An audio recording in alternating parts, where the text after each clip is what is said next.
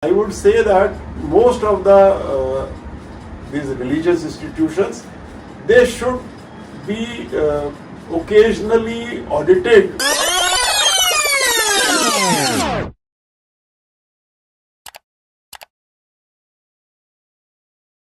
Hey guys, this is Conscious by Myra, and today we are joined by someone who spent decades decoding the financial heartbeats of a nation, a retired IRS officer, member of CBDT, Central Board of Direct Tax, who is a man of honesty, a storyteller of numbers, and someone who is ready to uncover what is truly behind these tax files. So, I welcome you, Mr. Satish Kumar Gupta, sir. How are you doing, sir? I'm fine, thank you, Myra. So, sir, how do you feel like being on a podcast with a 16-year-old? Alright, it would be, I'm sure, very good experience. I've never thought I would be doing a podcast with you, but I'm sure it will be a nice journey. Thank you so much. So, sir, what do you think, a word or a note which you think that a 16-year-old or anyone who is listening here should know about?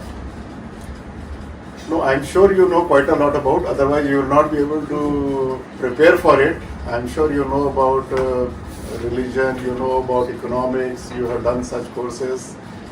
And these days children are really bright and intelligent. I'm sure you know quite well everything that is required to be known. So, sir, if I asked you to describe Indian religious institutions in one word from a governance perspective, what would it be? Various Indian religious institutions are by nature charitable. In India, in fact, religion, whether it is whatever religion it may be, all major religions, whether it is Christianity, Hinduism, Islam, or whatever, they are all imbued with charity. All of them perform charity along with religion. So to say that religions are somehow bifurcated away from charity or they are not doing charity is not really correct. Yes, sir. I think it makes a lot of sense. So we all visit temples and holy places, but behind the scenes, they generate jobs, trades, tourism. So do you think people underestimate how much economic power really holds? I agree with you. People do underestimate how much economic power these temples generate. In fact, there are a lot of towns in India which are solely dependent upon the work or the economy generated by various temples. For example, Tirupati. Tirupati is nothing but only temple, and it generates huge economy, gives a lot of jobs to people, gives a lot of profession to people. It generates a lot of business in the sense of clothing, business in the sense of food, business in the sense of making prasadam, business in the sense of tourism, taxis, and the people visit this. That is one very big example. Similarly, there is another, for example, Vaishno Devi. There is nothing other than Vaishno Devi over there, and still it's a huge economy that is generated. Another example, Golden Temple. You name, there are so many temples. Banaras, Kashi Vishwanath, they generate huge amount of economy. In India, in fact, earlier, temple economy used to be the town economy. Oh, I didn't know that. And I mean, sir, by looking at your house and by looking at this picture for sure, I just look connected with this place because I really felt like I was in a house which is so deeply connected with God, not in just religious way but also spiritually and by heart to heart. And you know, when I just look at your house, I was like, I really want to take a tour of your house. And when I went to the mandir of your house, I was like, wait, this is a place which I really want to visit. Yeah, in fact, Myra, this house is a mandir. In fact, I am connected with God's grace. I have been not only just religious but into spirituality right from a very young age of about 14-15 years. I have been studying Vedanta, Advaita Vedanta, as well as various Puranas. I have read Puranas, Upanishads, Ramcharitmanas, and many other religious texts. Since you like this place, I am sure later on you can have a tour of this house. There is not only a temple there, there is a very good library consisting of religious and spiritual books. And sir, I have one more question to ask. So, what is your opinion on the role of religious institutions in the economic development? So, as I said, religious institutions play a very big role in development of an economy. Not only economy, in fact, a large number of religious institutions play a very big role in the psychology of the people who live in those towns.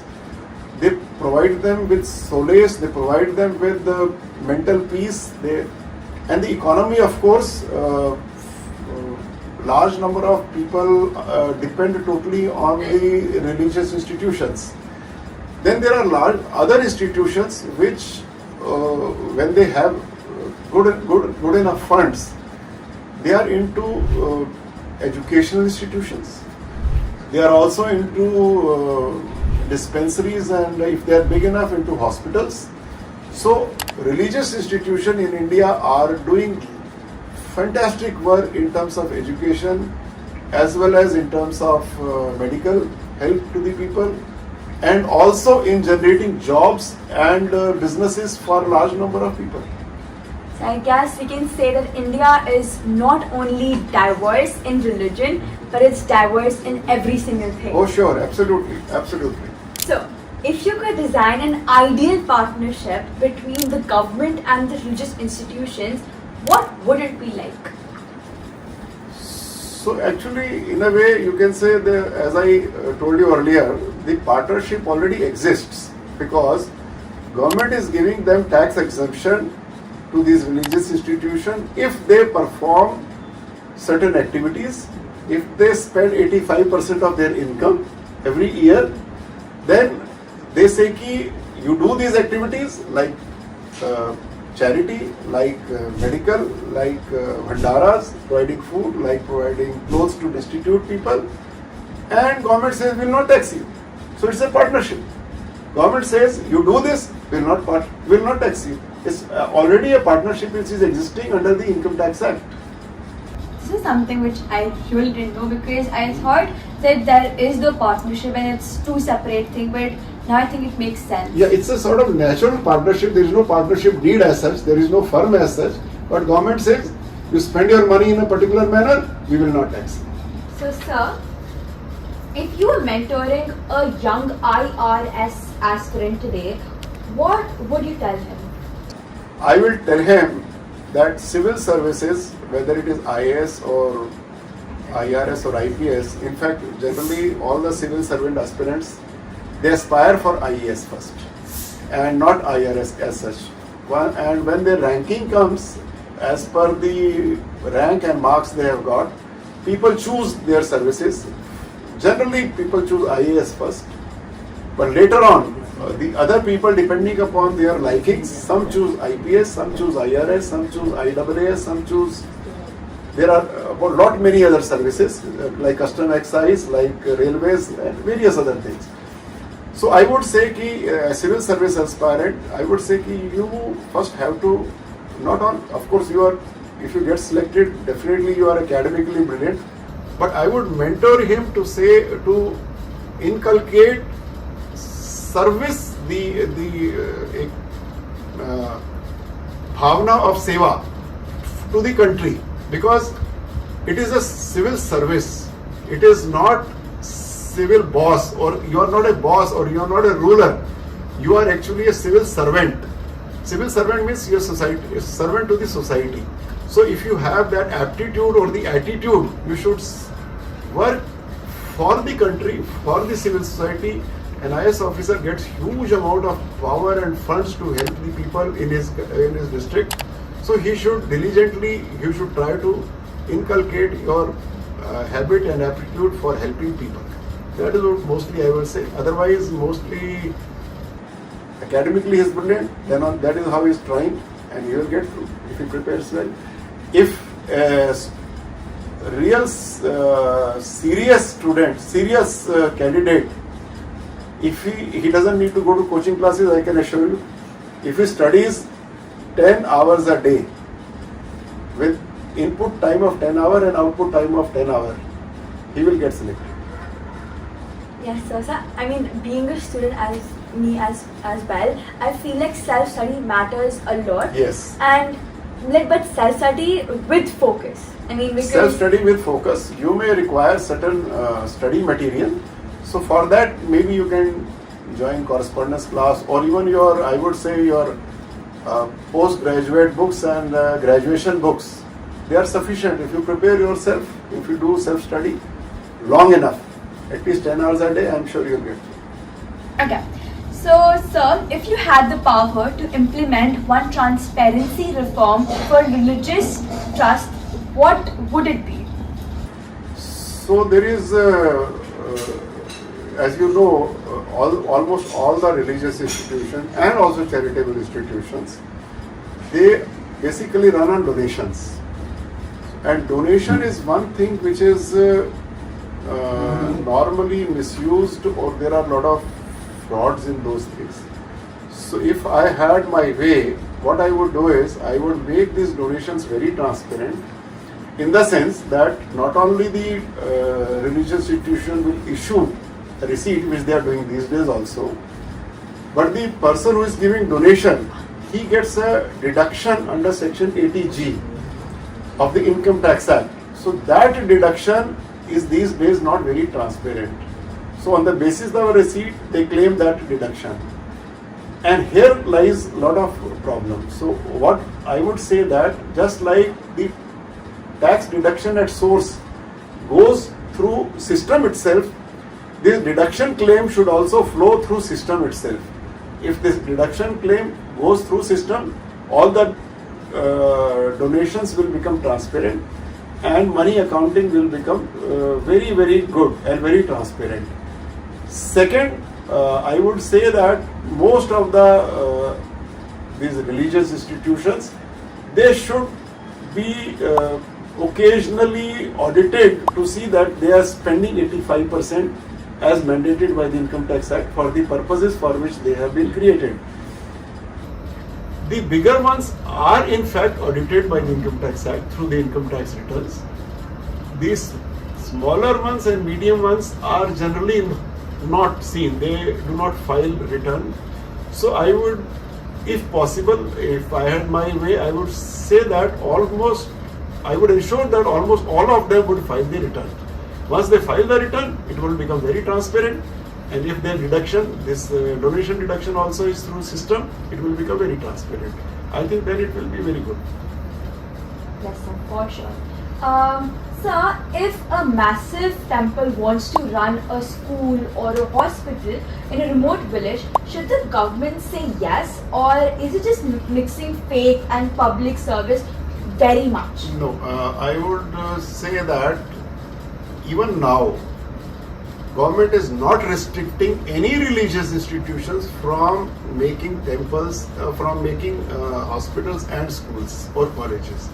In fact, government is promoting them. In fact, they would always see, government knows that because of the huge population of India, it cannot cater to the education and hospital services for all the people, and therefore both education and medical are in the private sector, and they are giving tax exemption to these religious institutions and charitable institutions so that they can provide education and medical help.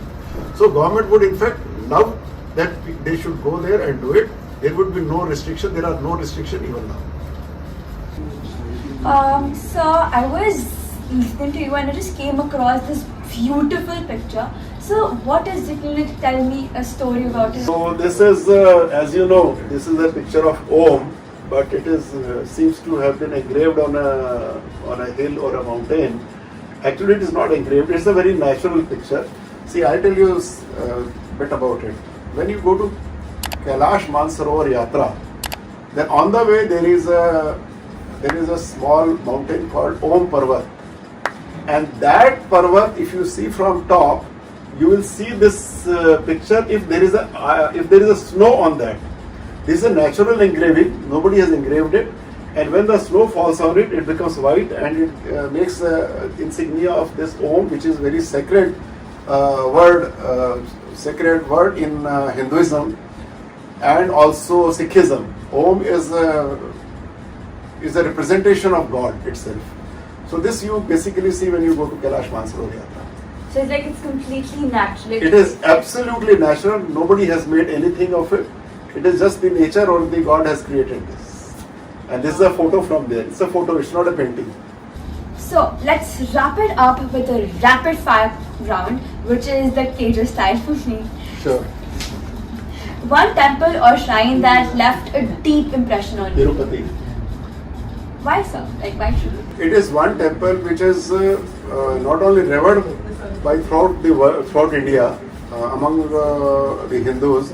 It is also one temple which provides huge amount of does huge amount of educational activities and medical activities, and provides almost, I think, if I am not mistaken, some 10 to 20,000 people have free food every day.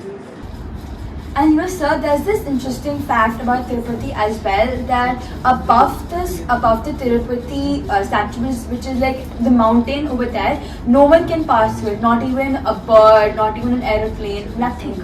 It just has its own path. Then, second question: religion and development, strange pair or secret power too? It is neither strange nor a secret or something. Both are connected with each other. The religion and development, they are partner in the sense that a religious institution does huge amount of development by providing jobs, by providing various activities. One value every person must protect, like every human being. A attitude of service to the people around him, to everyone who needs it, service to the needy. Policy first or people second, or the other way around? See, it has to be people first, because anything has to be for the people. You cannot say that people exist for policy. No. Any policy would exist for people. Every policy should be people-centric. Every policy's objective should be to develop people, to grow them, to take care of them. Last question, sir. Would you like to join the IRS all over again? As I said, everybody wants to become an IAS officer. So whether I get IAS or IPS or IRS, I would definitely like to join again, because it gives me opportunity to serve people. It gives me huge amount of varied experiences. I would join it again anytime. Thank you, sir, for for inspiring and for such insightful thoughts of yours, because you know your journey reminds us that a true service not only leaves a mark on the paper, but it also leaves a mark on the people itself. It was an honor to meet you, sir. Thank you, Myra. It was a nice experience to talk to you. It has been a learning experience for me as well, and I have enjoyed this podcast with you immensely. Thank you so much. Sir, what's the time right now? I think it's time for Ganu to say bye. Bye. Bye.